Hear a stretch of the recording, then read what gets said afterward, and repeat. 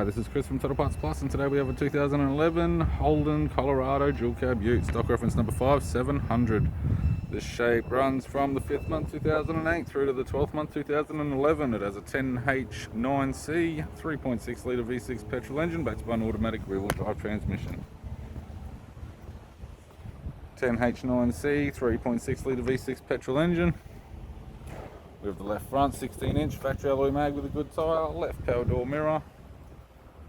Left front door has 5 small dents, left rear door has 5 small dents, left rear 16-inch factory alloy mag with a good tyre.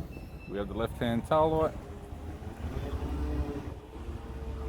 Tailgate, 10 small dents. ARB canopy with all fittings.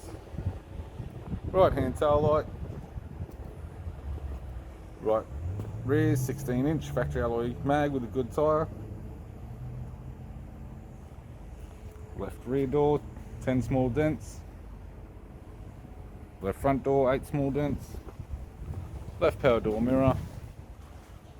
And a left front 16-inch factory alloy mag with a good tyre. With the driver's side door trim, power window master switch.